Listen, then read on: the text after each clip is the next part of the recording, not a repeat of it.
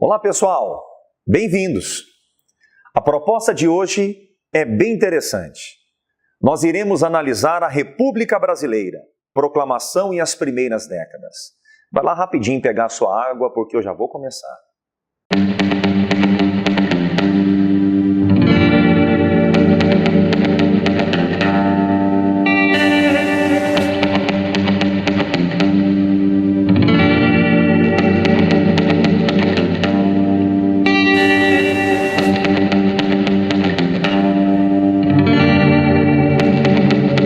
A proclamação da República no Brasil foi um movimento elitista.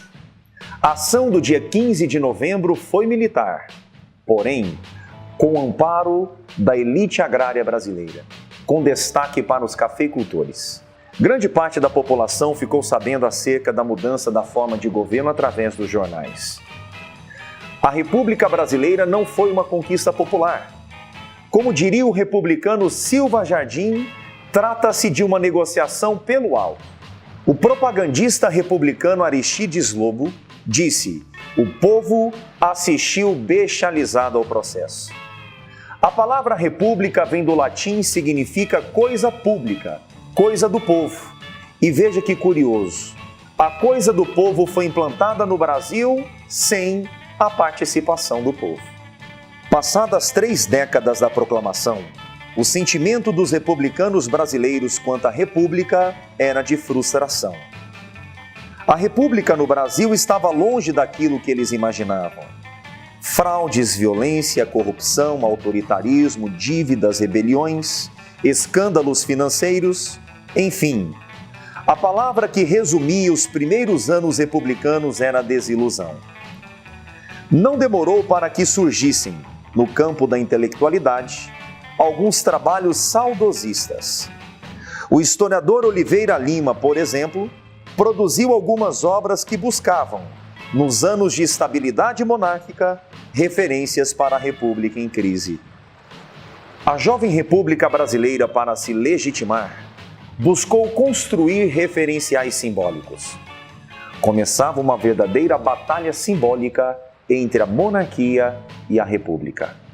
O historiador José Murilo de Carvalho, no livro A Formação das Almas, o imaginário da República no Brasil, discutiu com muita propriedade o processo e procurou mostrar que a República buscava criar uma identificação do brasileiro com ela e não com a monarquia.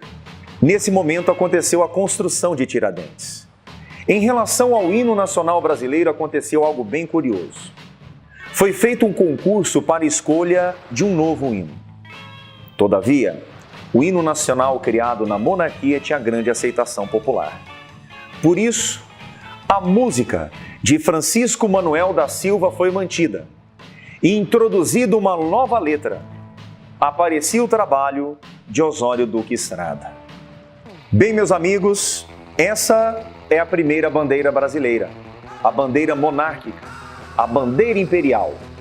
O verde representando a Casa Bragança, o amarelo representando a Casa Habsburgo e ao centro, o brasão da família Orleans Bragança.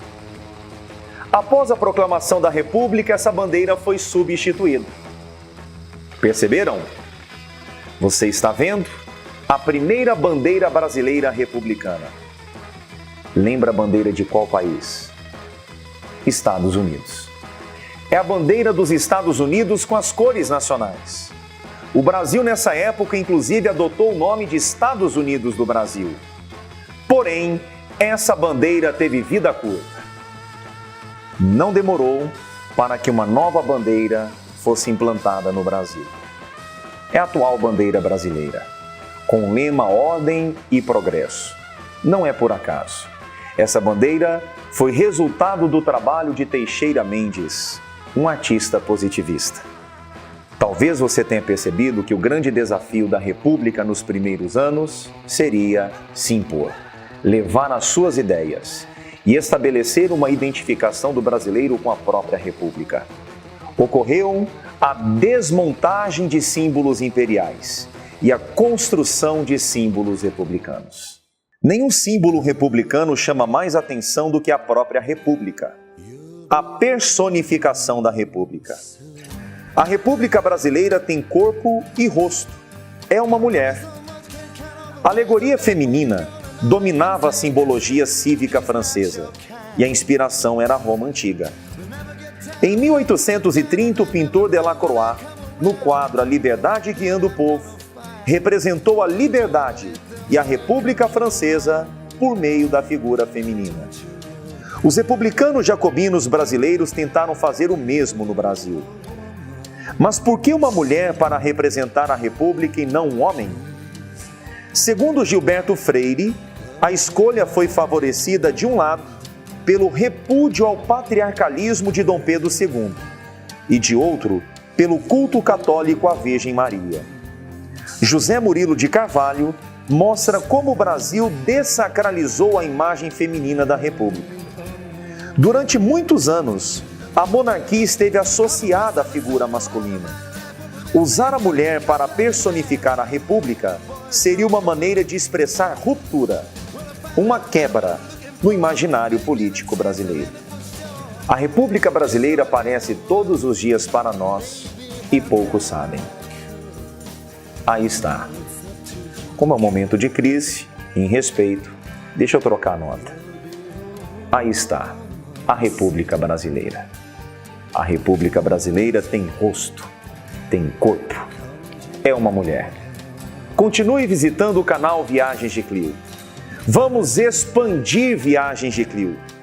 Curta a nossa página no Facebook e não deixe de me seguir no Instagram, @PedroIvoHistória.